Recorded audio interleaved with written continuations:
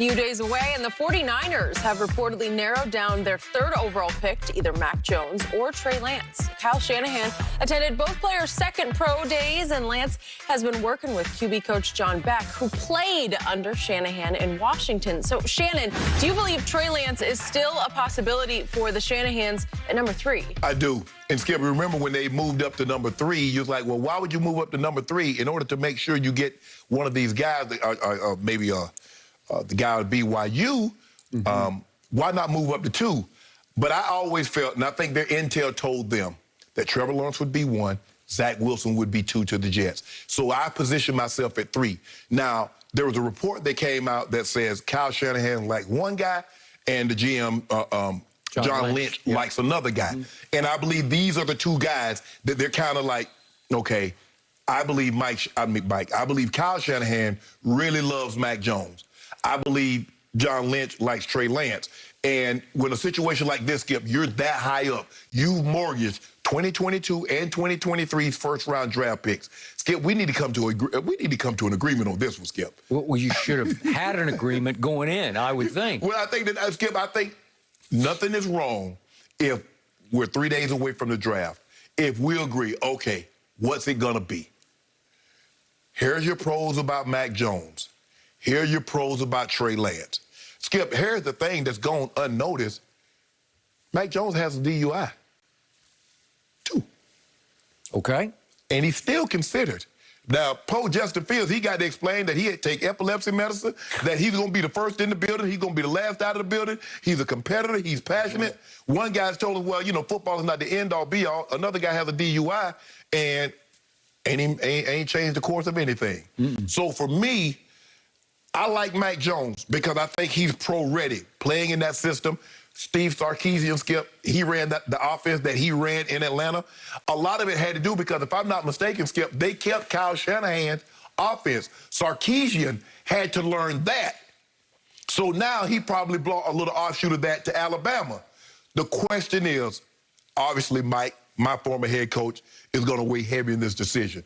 They're going to get together, John Lynch, Kyle Shanahan, Mike Shanahan, because this is a franchise-altering decision, Skip. This is going to change the course of how the 49ers are going to be for the foreseeable future, because they don't have a first-round pick until 2024. Yep.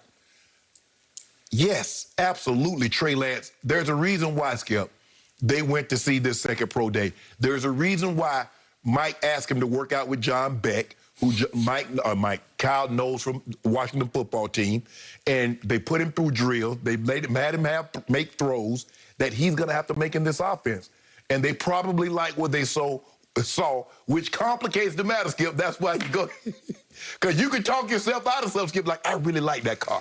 I like that color. And you're like, I'm going to go one more time and look at the other color. You're like, I don't know now. Now, you don't put yourself in a predicament, Skip. You should have just got the car and come on home. True. And I think that's what they're doing right now, Skip. They went and got one last look at Trey Lance, and they're like, oh, okay. Let's rethink this thing. Let's make sure we're in agreement that the guy that we take here, and I believe it's going to be Mac Jones. But, Skip, when the commissioner gets up there and says with the 3rd pick, the San Francisco 49ers select Trey Lance, it's not like I'm going to be like Philadelphia when they took Mike Mamula. I'm not going to be on the floor, Skip. I'm not going to be that. So, but I do believe it's close. It's neck and neck. Okay. So nobody knows the Shanahans much better than the guy sitting across from me. Right. In fact, you say the name Mike Shanahan so many times on this show that I'm hesitant. I almost start calling you Shannon Shanahan, right? Yeah, Shanny. Yeah.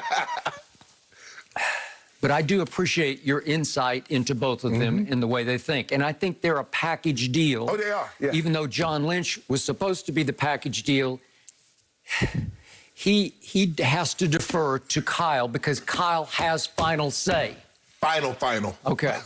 And the truth is, maybe Mike has final say because Kyle will go with what his dad thinks in the end because his dad was really, really good at this. Yes. His dad did pick Jay Cutler, traded up for him at number 10. You don't like Jay Cutler? I loved him, Vanderbilt University, but that was a score to me for Mike Shanahan, and Jay had his run. You Skip, I don't know if it was a bouquet to Jay Cutler or it was a knock on Jake Plummer. because I think he was kind of fed up with Jake Plummer, and he really wanted out of that situation. Okay, I got it. Okay, what do we know right now? Well, you say that their intel is probably telling them that the Jets are just carving in concrete, in stone, Zach Wilson. They've engraved it in stone, right? Skip, Zach Wilson is even saying he's talked to former Jet quarterbacks how to deal with it. Why would you do that if you haven't been told? Better question. Why would the Jets let this leak ahead of the draft? Because it does them no good to just sort of have it declared, publicly declared, game over, they're taking Zach Wilson, right? Yes. Who, by the way, was pretty fragile when he was at BYU because he had 2 surgeries, and he's an escape artist, and he's a daredevil, and I'm afraid he might put himself in harm's way, and he's not the biggest kid. Nope. So I'm not sure how long he's going to, I'm going to knock on wood for him, but not sure how long he's going to last playing that kind of Brett Favre-esque No, you can't play that. Nah. Okay, I'm just not sure about that. Mel Kiper, for whom I have great respect, has been adamant from day one that Justin Fields is the second best quarterback in this draft. Well, if that's the case, then why wouldn't the Jets take Justin Fields at number 2? If Mel is right about that, they should take Well, here's the thing, though, Skip. Mel might feel that, but that's not what their intel, that's not what their scouts, that's not what their front office, when they do their due diligence, that's not what they're seeing. And so at the end of the day, you keep on listening to Mel Kiper if you want to, and then you'll be helping Mel Kiper make these draft grades on players because you're going to be without a job. Okay, but he's been right a lot more than he's been wrong. Skip, after 40 years in the business, he's done this a lot. But Skip, maybe people in the front office, when they're doing their evaluations, maybe they look at it a little differently. Maybe, and it's not to say Mel is right and they're wrong, or they're wrong and he's right. But Skip, you got to base it on, because I get it. I'm not so sure how many of these people actually listen to these draft analysis, Skip. I got my board, Skip. I got my board. What have my scouts said? I've said, all my scouts, I need y'all to go take a look at Mac Jones. I've said, all my scouts, I need y'all to go take a look at Trey Lance. I've said, all my people, Skip, now bring me back what you think. And when I go over this, man, I'm seeing more people saying they like Trey Lance. I think Trey Lance is going to be the best in this system. Well, then that's when you have to make a decision. Because remember, Coach Belichick, the report is Coach Belichick likes to forego what his scouts said and go it alone. Okay. And I have told you from the start, in all my years covering NFL drafts, and that goes way back to mid-'70s. Right.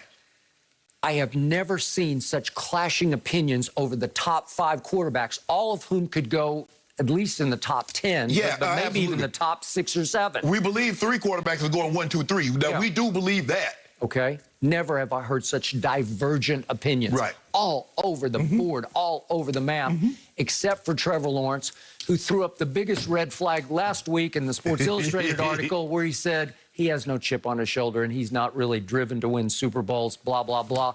I didn't want to hear it. I don't love it. You probably didn't hate it as much as I did. No, Skip, I don't have a problem with him not having a chip on his shoulder because, you know, hey, he's been the #1 player for such a long time. He was the best player going into college. He's going to be the #1 overall pick coming out of college. But I need a burning desire. But I need football to be the most important thing. And I'm not so sure that's the most important thing to him. Not either. That's what I need. Forget the chip. You don't want to have the chip, fine. But I need, I would need you to be as devoted to your wife as you choose to be, like, for richness and health and sickness and poor and all that. That's how I need football. I agree. I'm with you. So I've told you my bottom line on Justin Fields is he will have higher highs than any of these quarterbacks because you saw what he did to Trevor Lawrence's team. In the national semifinal, he just lit them up for 6 touchdowns. That was coming off his worst game of the year in the Big Ten championship game, in which he threw in a clunker of a stinker. So he had the stinker against Indiana, and so his consistency, it scares me.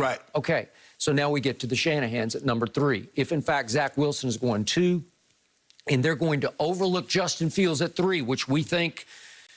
All indication. Even Michael Lombardi, who worked for Belichick and is an NFL insider, he says, no way are they taking Justin Fields at 3. While all the reports have Belichick hotter and hotter to rise up and figure a way to land Justin Fields. Even Kuiper has him trading with my Cowboys at 10 to take Justin Fields 10th. My Cowboys move back 15th to take J.C. Horn, the other cornerback, other than Patrick Surtain. Right. Okay, so now we get to the Shannon. Has your Cowboys ever made a trade? They ever made a trade? Move back? Yes.